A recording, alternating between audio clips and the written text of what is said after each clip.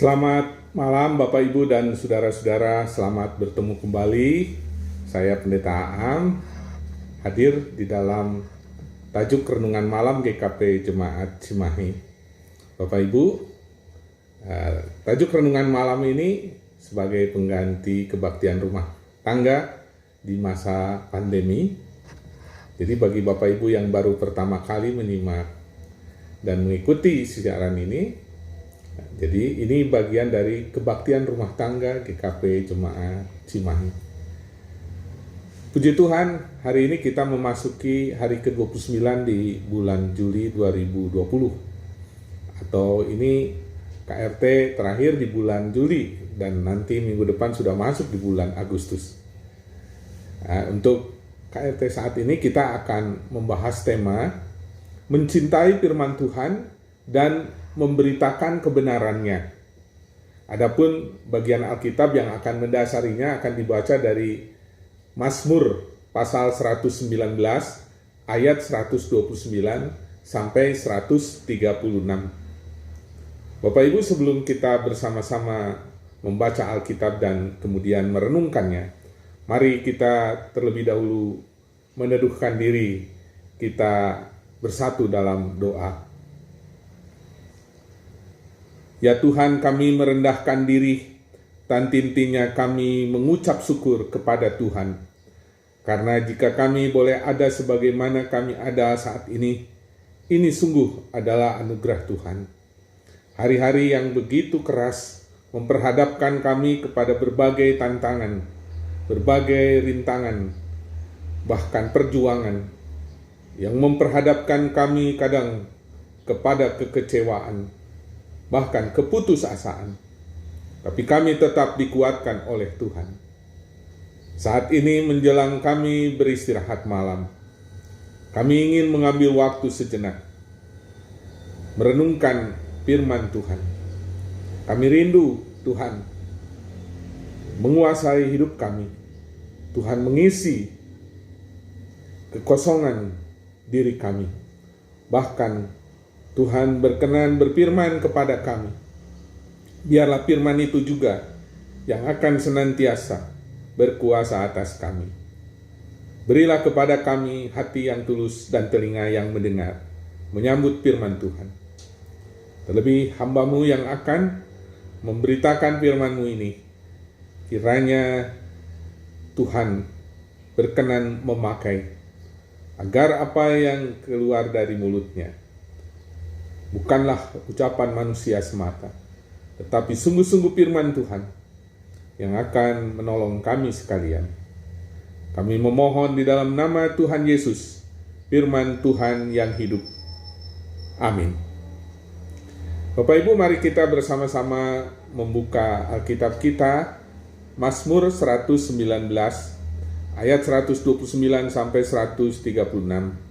Demikian. Peringatan-peringatanmu ajaib, itulah sebabnya jiwaku memegangnya.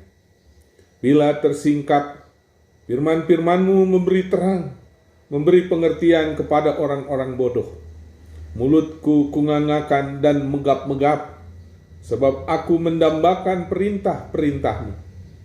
Berparinglah kepadaku dan kasihanilah aku, sebagaimana sepatutnya terhadap orang-orang yang mencintai nama-Mu. Teguhkanlah langkahku oleh janji-Mu, dan janganlah segala kejahatan berkuasa atasku. Bebaskanlah aku daripada pemerasan manusia, supaya aku berpegang pada titah-titah-Mu.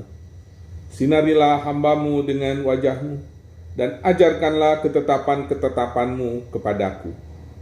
Air mataku berlinang seperti aliran air, karena orang tidak berpegang pada Taurat-Mu.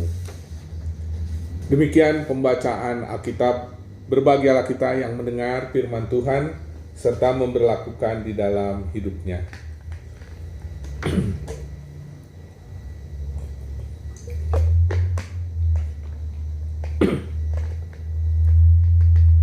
Bapak, Ibu, dan saudara-saudara yang Tuhan kasihi,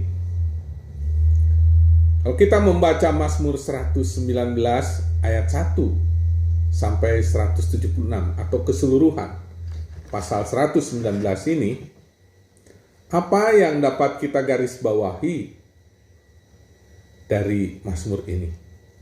Sebagai pengantar Bapak Ibu, setidak-tidaknya ada 3 hal yang bisa saya sampaikan terlebih dahulu sebelum nanti kita mendalami secara rinci.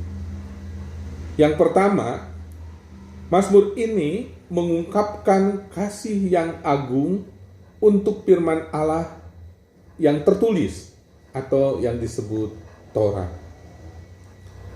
Firman Allah disebutnya sebagai janji, perintah, pedoman, kesaksian, ajaran, hikmat, kebenaran, keadilan, dan teguran. Yang kedua, Bapak Ibu, firman Allah di sini disajikan sebagai penghiburan, sebagai perlindungan, sebagai harta, sebagai patokan hidup, sebagai kebahagiaan hati dan jiwa, dan sumber jawaban segala kebutuhan. Yang ketiga, pemazmur di sini mengungkapkan kasih yang mendalam bagi Allah dengan membaca, merenungkan, dan mendoakan firman-Nya. Ia mengajarkan bahwa kita akan bertumbuh dalam kasih karunia dan kebenaran hanya bila kasih akan firman itu bertumbuh dalam diri kita. Karena itu kalau kita membaca Mazmur bagian yang pertama atau pasal yang pertama, mulai 3 dan 4, di sana pemazmur bagaimana memuji Tuhan.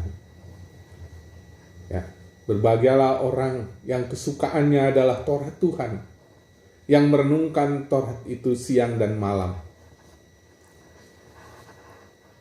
Bapak, Ibu, dan saudara-saudara, lalu kalau kita secara khusus melihat Mazmur pasal 119 ayat 29 sampai dengan ayat 136 yang kita baca tadi, di situ kita akan menemukan pengajaran pemazmur tentang bahwa Taurat Tuhan itu ajaib. Pemazmur di sini memberikan suatu gambaran tentang apa yang dimaksud dengan keajaiban Taurat Tuhan. Tadi dikatakan di ayat 129, firman Tuhan itu ajaib. Peringatan-peringatanmu ajaib. Itulah sebabnya jiwaku memegangnya.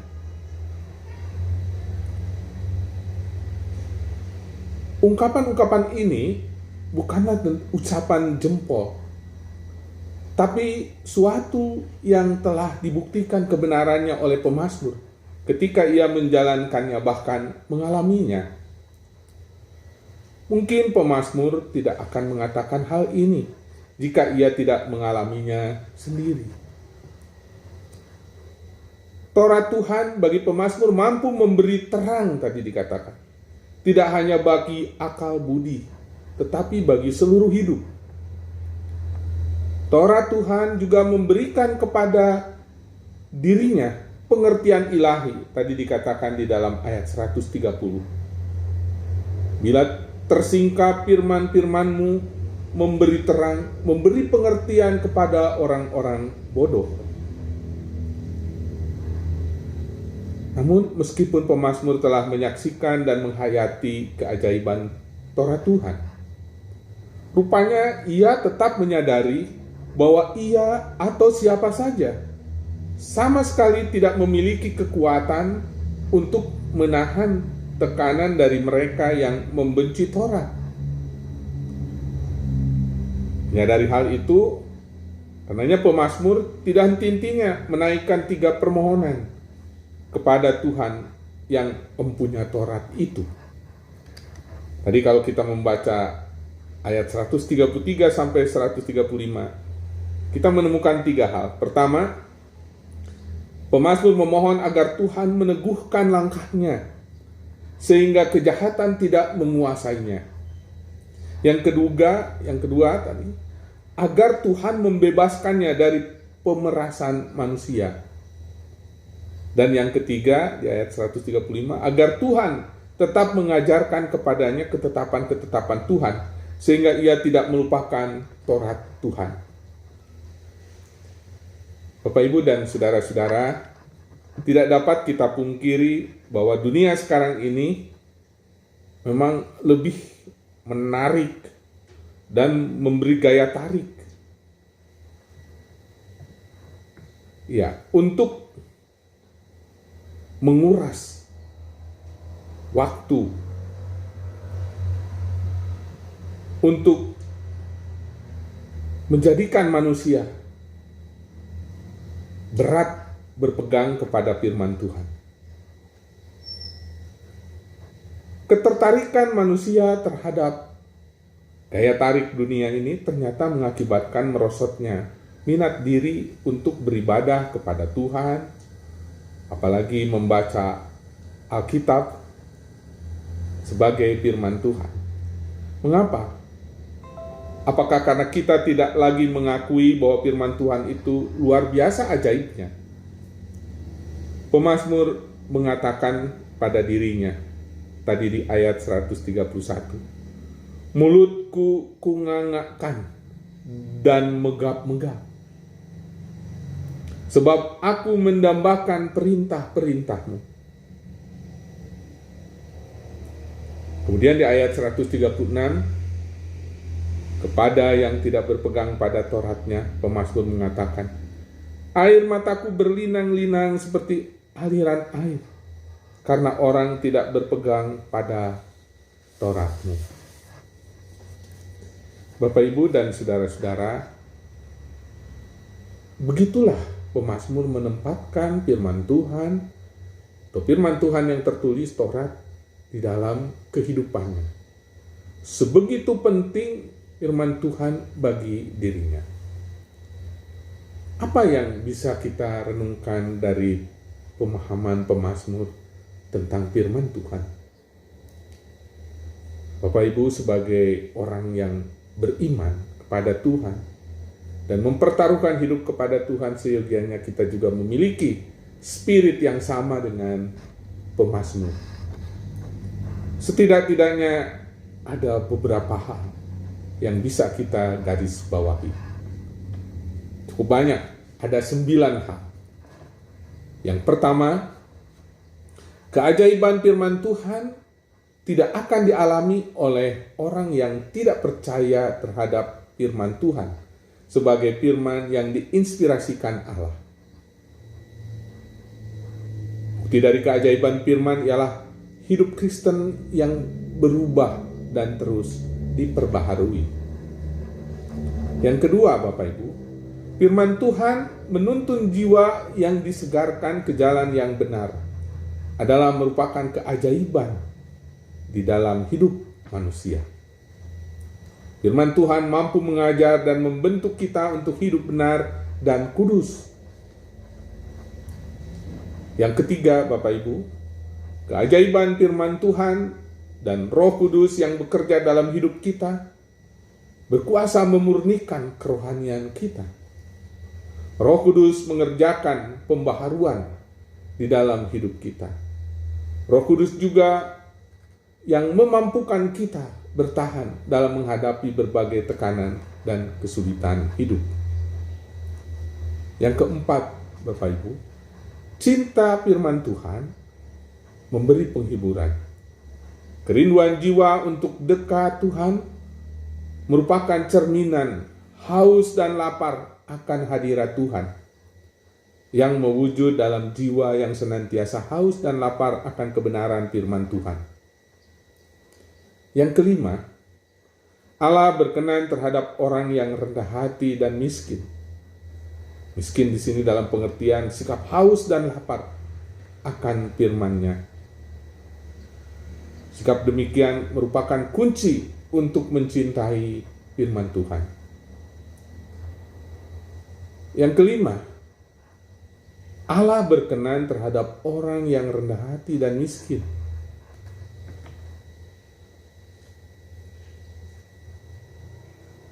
akan firman-Nya. Sikap demikian merupakan kunci untuk mencintai firman Tuhan. Yang keenam, cinta firman Tuhan tidak bisa dipaksakan, Bapak Ibu, tetapi akan muncul dari sikap hati yang sadar akan kebutuhan yang paling mendasar pada saat pribadi bersekutu dengan Tuhan. Yang keenam, cinta firman Tuhan, yang ketujuh, bergaul dengan firman secara teratur dan mendalam akan menumbuhkan jati diri dan sikap-sikap yang benar di dalam kita. Sikap benar terhadap sesama akan tumbuh sebagai akibat sikap kita terhadap firman Tuhan, dan akan membuat karakter kita mengalami pemurnian dan penyelarasan dengan sikap hati Allah sendiri. Yang kedelapan, Bapak Ibu, sikap benar apa saja akan tumbuh sebagai akibat dari bergaul akrab dengan mentaati firman. Sekali lagi, sikap benar apa saja akan tumbuh sebagai akibat dari bergaul akrab dengan mentaati firman. Bapak Ibu, hati akan condong kepada apa yang dinilai baik dan mulia. Jika firman menjadi harta pusaka, tadi dikatakan, atau kalau Bapak Ibu membaca ayat sebelumnya, 111, kita akan meminati keputusan Allah. Kita akan membenci sikap bercabang hati, dikatakan dalam ayat 113. Kita akan lebih takut gentar terhadap Allah daripada takut kepada orang yang melawan Allah. Ini kalau kita baca di ayat 117 sampai 120. Dan yang terakhir, yang ke-9, penilaian Allah menjadi penilaian kita di dalam sikap hidup kita. Di sini sikap kita mengalami pemurnian. Tindakan kita semakin serasi dengan hati Allah sendiri. Bapak Ibu, untuk tiba pada kondisi demikian, diperlukan proses panjang dan tekun, yaitu dengan cara disiplin membaca dan menggali Alkitab. Membaca dan menggali Alkitab hendaknya dilihat sebagai proses pembentukan sikap kita itu. Kiranya firman Tuhan senantiasa menjadi makanan rohani kita. Cinta akan firman Tuhan akan menjadikan kehidupan kita bukan hanya hidup benar, tetapi juga akan hidup subur, bahkan berbuah. Berbahagialah orang yang kesukaannya adalah Taurat Tuhan dan merenungkannya siang malam. Ia akan seperti pohon yang ditanam di tepi aliran sungai. Ia akan bertumbuh dengan sehat, akan berdaun, akan berbuah. Dan dikatakan orang beriman yang memiliki sikap cinta seperti itu, apa yang dilakukannya akan selalu berhasil. Amin. Nah, Bapak Ibu, sebelum saya mengakhiri dan berpisah dengan Bapak Ibu dalam tajuk renungan malam ini, seperti biasa dalam KRT, saya akan menitipkan pertanyaan-pertanyaan untuk menjadi pokok diskusi Bapak Ibu setelah kita mengikuti tajuk renungan malam ini. Silahkan disiapkan pen dan kertas dan tulis pertanyaan ini. Ada 2 pertanyaan. Yang pertama, menurut Bapak Ibu Saudara, apa arti sesungguhnya mencintai firman Tuhan itu? Saya ulangi ya. Yang pertama, menurut Bapak Ibu Saudara, apa arti sesungguhnya mencintai firman Tuhan itu? Dan yang kedua, Bapak Ibu, apa kendala dan tantangan terbesar Bapak Ibu Saudara sekalian dalam upaya memberitakan kerajaan Allah atau kerajaan sorga. Sekali lagi yang kedua, apa kendala dan tantangan terbesar Bapak Ibu Saudara dalam upaya memberitakan kerajaan sorga? Selamat berdiskusi dengan keluarga dan selamat beristirahat. Kita akan menutup dengan doa. Mari kita bersatu dalam doa. Tuhan, kami kembali merendahkan diri, tantintinya kami mengucap syukur di hadapan Tuhan. Karena kami merasakan kasih setia dan pemeliharaan Tuhan begitu sempurna bagi kami. Setelah kami bersama-sama berada mempersekutukan diri kepada Tuhan, kami sungguh bersyukur melalui kesaksian pemazmur. Kami boleh diingatkan betapa hidup kami sungguh tidak berarti tanpa tuntunan dan firman Tuhan. Karena itu, Tuhan, kuasailah kami dengan firman-Mu itu. Biarlah firman Tuhan yang senantiasa menjadi pelita bagi kaki kami dan terang bagi jalan kami. Sebelum kami beristirahat, membaringkan diri di tempat peristirahatan kami, perkenankan saat ini kami membawa segala harapan kepada Tuhan.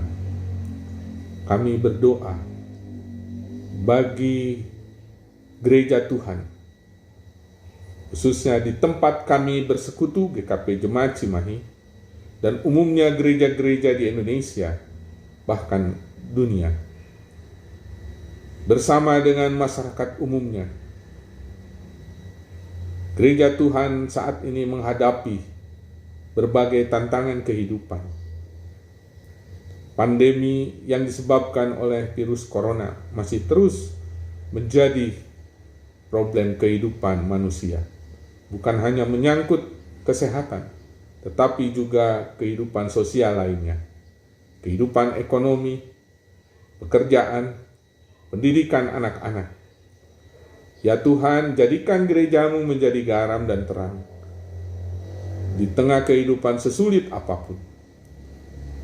Pakailah gereja Tuhan untuk terus tetap berbuat, bukan hanya menunjukkan semangat dan harapan hidup, tetapi juga berkarya bagi sesama. Tuhan, kami berdoa bagi jemaat yang saat ini tengah berada dalam kesesakan karena penyakit dan rasa sakit yang diderita. Baik mereka yang dirawat di rumah, juga di rumah sakit. Tuhan, ulurkanlah tangan-Mu atas mereka. Angkatlah segala rasa sakit yang mereka rasakan. Bahkan kesembuhan Kau karuniakan kepada mereka. Kami juga mendoakan jemaat usia lanjut.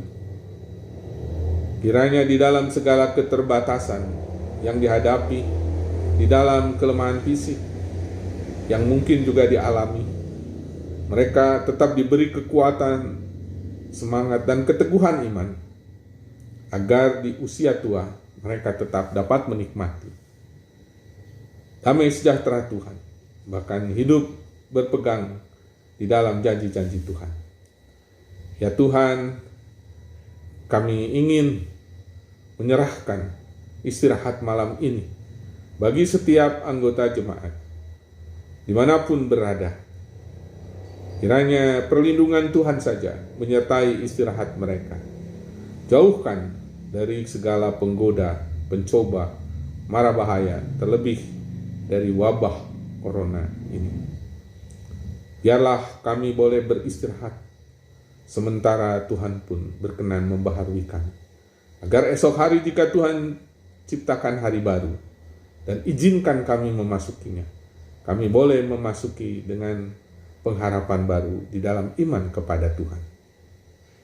Kami bawa dan kami mohonkan seluruh doa kami, baik yang terucapkan maupun masih tersimpan dalam lubuk hati, ke hadapan Tuhan. Hanya di dalam nama Tuhan Yesus, Tuhan dan Juru Selamat kami. Amin. Selamat malam, selamat beristirahat, sampai bertemu kembali di dalam renungan atau tajuk renungan malam minggu depan. Sampai jumpa.